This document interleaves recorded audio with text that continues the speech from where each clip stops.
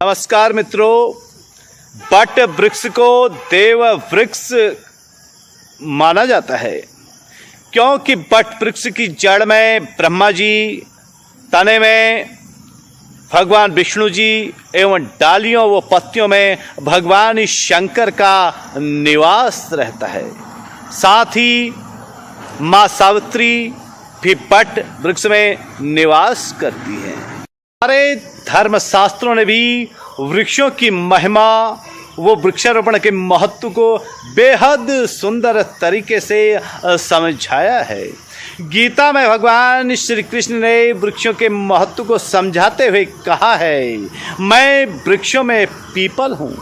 मत्स्य पुराण में वृक्षों की विराट महिमा कही गई है। किस वृक्ष को लगाने से कौन सा फल प्राप्त होता है, इस विषय में भी पुराणों ने विस्तार के साथ चर्चा की है। वृक्षों की महिमा का अद्भुत बखान करते हुए कहा गया है, 10 कुओं के बराबर एक बावड़ी, 10 बावड़ियों के बराबर एक तालाब, 10 तालाबों के बराबर एक पुत्र और 10 पुत्रों के बराबर एक वृक्ष होता है। कहीं कहीं तो एक वृक्ष को 100 पुत्रों के समान कहा गया है। स्कंद पुराण और भविष्य पुराण में भी विभिन्न वृक्षों को लगाने और उनका पोषण करने के बारे में सुंदर वर्णन करते हुए लिखा गया है। जो व्यक्ति छायादार फूल और फल देने वाले वृक्षों का रोपण करता है, यात्रा पथ व विभिन्न देवालयों के मार्ग में तथा देवा मंदिरों में वृक्षों को लगाता है, वह अपने पितरों को दिव्य लोक में परम वैभव प्रदान कराता है और पितृजनों को बड़े बड़े पापों से तारता है। रोपण करता इस मनुष्य लोक में जीवन का आनंद प्राप्त करते हुए मुक्ति का भागी बनता है। विभिन्न पुराणों के अनुसार वृक्ष लगाना अत्यंत पुण्यदायक व शुभदायक है।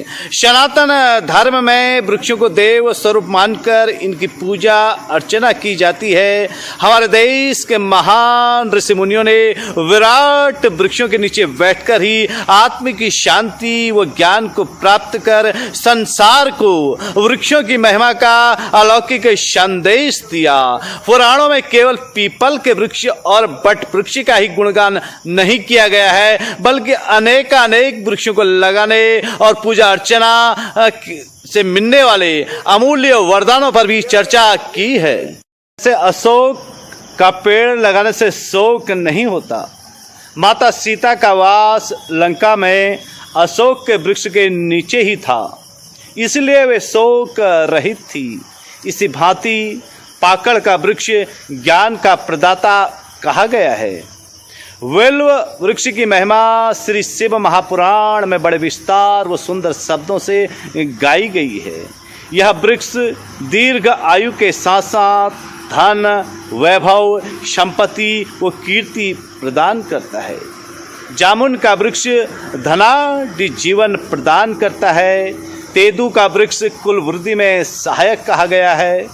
अनार का वृक्ष स्त्री सुख प्राप्त कराता है। बकुल का वृक्ष पाप नाशक और आम वृक्ष अभीष्ट कामना प्रद और गुंवारी अर्थात जिसको सुपारी कहते हैं उसका वृक्ष सिद्ध प्रद है। वलकल मधुक अर्थात महुआ तथा अर्जुन का वृक्ष सब प्रकार के कष्टों का निवारण करके अन्न का प्रदाता कहा गया है। इसी तरह इमली, समी वृक्ष, केसर, श्वेत, वट, रुद्राक्ष, शीशम, अर्जुन, जयंती, वेल तथा पलाश एवं इस केले के वृक्ष सहित विभिन्न प्रकार के वृक्षों के रोपण की महिमा पुराण व अन्य धर्म ग्रंथों में बड़े विस्तार व सुंदर शब्दों के साथ गाई गई है। वृक्षों में वट वृक्ष का अपना विशेष महत्व है। पुराणों में उल्लेखित है कि इसमें देवताओं का वास होता है। इस वृक्ष की पूजा अर्चना करने से सती सावित्री ने अपने मृत पति को यमराज के फंदे से छुड़ा लिया था। पर्वतीय क्षेत्रों में बट वृक्ष की पूजा बहुत ही विशेष तौर तरीकों से की जाती है। इस वृक्ष की महिमा को लेकर यहाँ बट सावित्री का त्योहार बड़े ही धूमधाम के साथ मनाया जाता है। हिमालयी भूभाग में यह वृक्ष देव वृक्ष के नाम से परम पूजनीय है। तुलसीकृत रामायण एवं वाल्मीकि रामायण में भी वृक्षों की महिमा का बेहद अलौकिक व सुंदर वर्णन स्थान स्थान पर आया है। कुल मिलाकर मानव जीवन में वृक्षों की महिमा परंपार है। वृक्ष इस धरा पर जीवन का परम आधार है। बट वृक्ष का पूजन और सावित्री सत्यवान की कथा का स्मरण करने के विधान के कारण ही बट वृक्ष को साक्षी मानकर बट सावित्री का व्रत हिमालयी भूभागों में प्राचीन काल से किया जाता रहा है और बड़े ही श्रद्धा भाव के साथ बट वृक्ष का पूजन किया जाता है। और बट वृक्ष के पूजन के साथ साथ